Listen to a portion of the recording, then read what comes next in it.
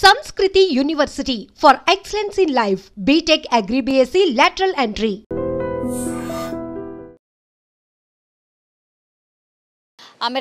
America అనగానే మన తెలుగు రాష్ట్రాలకు సంబంధించిన వాళ్ళు చాలా మంది కూడా డల్లాస్లో చాలా మంది ఉంటారు. సో డల్లాస్ అంటేనే అసలు మన తెలుగు పీపుల్ ఒక హైదరాబాద్ కనబడుతుంది, ఒక విజయవాడ కనబడుతుంది, ఒక ఏపీ కనబడుతుంది, ఒక తెలంగాణ కనబడుతుంది అనేటువంటి మాట చాలా కామన్గా వినిపిస్తూ ఉంటుంది. అన్నీ మన స్టోర్స్ ఉంటాయి, మన వాళ్ళే ఉంటారు. ఇట్లా అసలు అమెరికా ఫీలింగే రాదు అనేది కూడా చాలామందికి తెలిసి, అట్లా మన వాళ్ళే ఒక కుటుంబం అంటే యాక్చువల్లీ హైదరాబాద్కి సంబంధించిన వాళ్ళు, కానీ ఇట్లనే అందరూ ఎట్లయితే అమెరికా వెళ్ళి స్థిరపడ్డారో ఈ కుటుంబం కూడా అట్లనే వెళ్ళి స్థిరపడ్డది. వాళ్ళ పేరు వచ్చేసి వెంకట్ తేజస్విని. అట్లాగే వాళ్ళిద్దరికీ ఒక కొడుకు ఒక బిడ్డ అన్నమాట. చిన్న కుటుంబం, చింతలేని కుటుంబం అంటారు కదా, అట్లా మంచిగా సెటిల్ అయిపోయినరు. వాళ్ళకి అక్కడ డల్లాస్లో ఇద్దరికి జాబ్స్ ఉన్నాయి. హ్యాపీగా కుటుంబాన్ని లీడ్ చేస్తున్నటువంటి పరిస్థితి. సమ్మర్ హాలిడేస్ కదా, అమెరికాలో సమ్మర్ హాలిడేస్ కాబట్టి చాలామంది వాళ్ళ పిల్లల్ని తీసుకొని అక్కడే మన వాళ్ళే చాలామంది వేరే వేరే ప్రాంతాలలో వేరే వేరే స్టేట్లల్లో సెటిల్ అయి ఉంటారు. కాబట్టి సమ్మర్ హాలిడేస్ రాగానే ఒకళ్ళింటికి ఒకళ్ళు హాలిడేస్ కని గడపడానికని వెళ్తూ ఉంటారు. అట్లనే ఈ తేజస్విని కుటుంబం ఎవరైతే నేను మాట్లాడుతున్నానో, తేజస్విని వాళ్ళ అన్న కూడా అట్లాంటాలో ఉంటాడట. సో అట్లాంటాలో సమ్మర్ హాలిడేస్ కోసమని వాళ్ళ అన్న వాళ్ళ ఇంటికి ఫ్యామిలీతో సహా వెళ్ళినటువంటి పరిస్థితి. కానీ ఎంత దుర్ఘటన అనుకోవచ్చు. సమ్మర్ హాలిడేస్ ఇక మొత్తం అయిపోతున్నటువంటి క్రమంలో హాలిడే మొత్తంగా ఎంజాయ్ చేసి వాళ్ళు మళ్ళా డల్లాస్కి వస్తున్నటువంటి టైంలో అత్యంత దారుణమైన సంఘటన, అట్లాగే ఎవరు ఎక్స్పెక్ట్ చేయనటువంటి సంఘటన, ఈ ఫ్యామిలీకి కూడా ఊహకు కూడా అందదు కావచ్చు ఇట్లా అవుతుందేమో, ఇట్లాంటిది ఏదైనా జరుగుతుందేమో అని. వాళ్ళు పాపం మళ్ళా డల్లాస్కి వెళ్తూ ఉన్నారు. వాళ్ళు ఒక కార్లో వెళ్ళి వస్తున్నటువంటి టైంలో రాంగ్ రూట్లో వచ్చినటువంటి ఒక మినీ వ్యాన్, అక్కడ ఎందుకో మరి ట్రాఫిక్ జామ్ అయిందట, ఏందో రీజన్ తెలియదు, కానీ ఒక ప్లేస్లో ట్రాఫిక్ జామ్ అవ్వడం, ఆ తర్వాత అందరూ అక్కడే ఆగిపోయినటువంటి క్రమంలోనే వీళ్ళు కూడా అట్లనే కారు ఆపుకొని వెయిట్ చేస్తున్నారు, ఎప్పుడు క్లియర్ అవుతుందా, ఎప్పుడు వెళ్దామా అని. అట్లాంటి టైంలో రాంగ్ రూట్లో వచ్చినటువంటి ఒక మినీ వ్యాన్ అత్యంత వేగంగా వీళ్ళ కార్ని వచ్చి ఢీ కొట్టడం, తర్వాత అసలు వెంటనే మంటలు టోటల్లీ కార్ ఒక్కటేసారి కార్ని మనం ఒక అగ్గిపుల్ల ఫుల్ పెట్రోల్ పోసి అగ్గిపుల్ల రాజేయంగానే ఎట్లయితే మంటలు వస్తాయో ద సేమ్ వే ఈ కార్ని ఆ మినీ వ్యాన్ వచ్చి ఢీ కొట్టగానే పెద్ద ఎత్తున ఒకేసారి మంటలు చెలరేగడం, ఆ తర్వాత లోపలికి వెళ్ళి ఈ డోర్లన్నీ లాక్ అయిపోవడం. ఇప్పుడు నేను చెప్పిన వెంకట్ తేజస్విని అట్లాగే వాళ్ళ కొడుకు కూతురు వీళ్ళు నలుగురు కూడా అసలు ఎస్కేప్ కావడానికి కూడా ఆస్కారం లేకుండా, ఎవరైనా రెస్క్యూ చేద్దాము అని దగ్గరికి వెళ్దాము అనే ఆస్కారం లేకుండా ఒకటేసారి పెద్ద ఎత్తున మంటలు రావడం, పూర్తిగా క్షణాల్లోనే ఆ కార్ దహనమైపోయిన పరిస్థితి. అక్కడ ఉన్నటువంటి వాళ్ళు, పక్కన ఈ ఇన్సిడెంట్ చూసినటువంటి వాళ్ళు, ఆ రోడ్ మీద అటు ఇటు వెళ్ళేటటువంటి వాళ్ళు ప్రయత్నం చేద్దామన్నా కూడా లోపల నుంచి లాక్ అయిపోయింది. వాళ్ళు బయటకు రానటువంటి పరిస్థితి. పోనీ బయట నుంచి వెళ్ళి తీద్దామంటే కూడా పెద్ద ఎత్తున మంటలు చెలరేగాయి. స్పష్టంగా మనకు విజువల్లో కనిపిస్తోంది. పాపం కుటుంబం మొత్తం కూడా సజీవ దహనమైపోయింది. ఎంత ఘోరమైన పరిస్థితుల్లో ఆ కారులో ఉన్నటువంటి మనుషుల సిట్యుయేషన్ ఉందంటే, అక్కడ పోలీసులు కేసు రిజిస్ట్రేషన్ చేసిన తర్వాత పోలీసులు వచ్చి పోనీ ఆ రెస్క్యూ చేద్దాము అని అనుకునే లోపల ఆ కారులో ఉన్నటువంటి నలుగురు గుర్తుపట్టరానంతగా పూర్తిగా బుగ్గి పాలైపోయి సజీవ దహనమైపోయింది. ఎవరి బాడీ ఎక్కడుంది, ఎవరు ఎక్కడున్నారో గుర్తుపట్టలేనంత అత్యంత దయనీయమైనటువంటి పరిస్థితుల్లో ఆ కార్లో ఉన్నటువంటి మృతదేహాలు కనిపించినట్టుగా ఆ ఫొటోస్ని పోలీసులు వీళ్ళ ఫ్యామిలీ మెంబర్స్కి షేర్ చేసిన పరిస్థితి.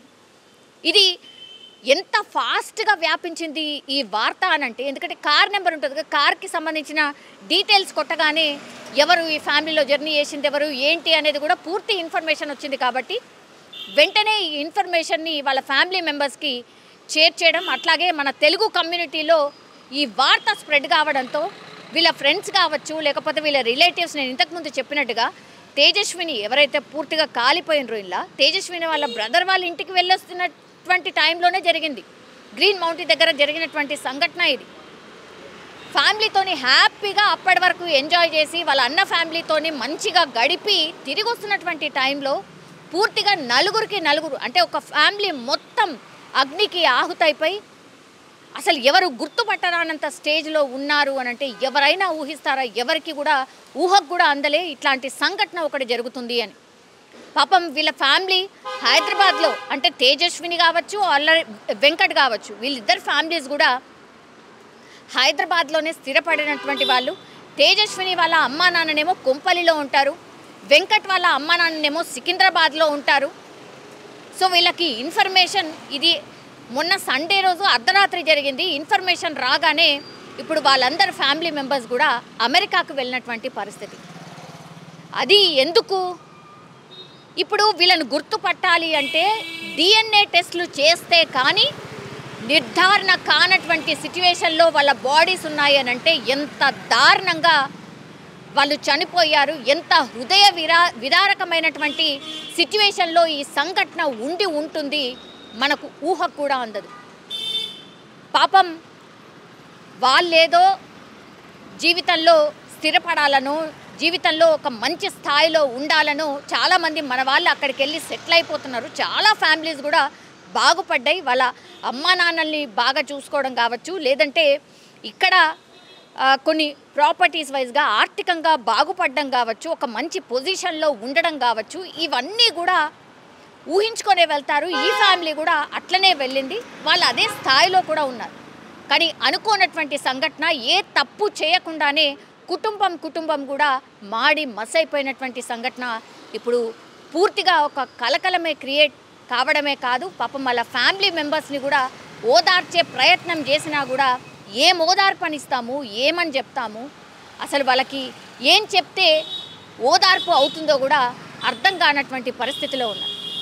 సో ఆ ఫ్యామిలీ ప్రస్తుతం అయితే అమెరికా బయలుదేరింది. కానీ వాళ్ళు చెప్పినటువంటి మాటలు ఆర్ వాళ్ళ మనమరాలుతో మాట్లాడినటువంటి మాటల్ని గుర్తు చేసుకుంటూ వాళ్ళు విలపిస్తున్నటువంటి సిచ్యువేషన్. పిల్లలు అమ్మ నాన్నకి దూరంగా ఉంటున్నారు, కానీ రెగ్యులర్గా వాళ్ళతోని వీడియో కాళ్ళు మాట్లాడడం, లేదంటే మనకు తెలుసు కదా ఇండియన్ ఫ్యామిలీస్ ఎప్పుడైతే అక్కడికి వెళ్ళి సెటిల్ అయిపోతారో చిన్న పిల్లలు వాళ్ళ పిల్లలు అంటే మనమరాలు పుట్టినప్పుడు మాత్రం ఖచ్చితంగా వాళ్లకు చూసుకోవడానికి ఎవరు ఉండరు. కాబట్టి అమ్మాయి వాళ్ళ అమ్మా నాన్నో లేకపోతే అబ్బాయి వాళ్ళ అమ్మా నాన్నో ఖచ్చితంగా ఒక 2 నుంచి 3 ఏళ్ల పాటు 6 నెలలకు ఒకసారి వాళ్ళే వెళ్తూ వస్తూ ఉంటారు. ది సేమ్ ప్రొసీజర్ ఇక్కడ కూడా జరిగింది, ఈ ఫ్యామిలీకి కూడా జరిగింది. కానీ ఇప్పుడు చూసుకోవడానికి ఆ ఫ్యామిలీ మొత్తం లేదు అని అంటే పాపం ఆ వెంకట అమ్మా నాన్నకు కావచ్చు, లేదంటే తేజస్విని వాళ్ళ అమ్మ నాన్నకు కావచ్చు, ఎట్లాంటి పరిస్థితి ఉంటుందో మన ఊహకు కూడా అందదు.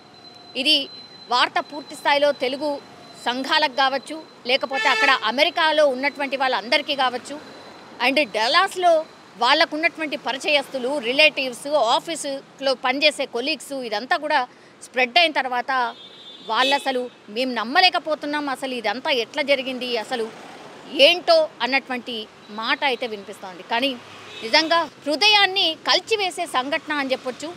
ఎవరు కూడా ఎక్స్పెక్ట్ చేయలేని సంఘటన ఇది. చేయని తప్పుకు కుటుంబమే బలైపోయినటువంటి పరిస్థితి. నిజంగా ప్రస్తుతం ఉన్నటువంటి సమాజం దేనికి ప్రయారిటీ ఇస్తుంది? ఆర్థిక సంబంధాల చుట్టూ మాత్రమే తిరుగుతోంది. మళ్ళీ ఎన్నికలంగానే చాలా విరక్తి కలుగుతాం. మంచి అనిపిస్తుంది కదా, లేడీస్ కూడా ఛాలెంజింగ్ జాబ్స్ చేసినప్పుడు చాలా బాగుంటది. ట్రాఫిక్ అసిస్టెంట్స్ గా నియమించిన ట్రాన్స్జెండర్స్ అందరితో సాల్యూట్ చేయించుకుంటున్నారు. ఫుడ్ డెలివరీ ఇవ్వటానికి వెళ్ళినటువంటి డెలివరీ బాయ్ అనిల్ పై కళ్ళ ముందు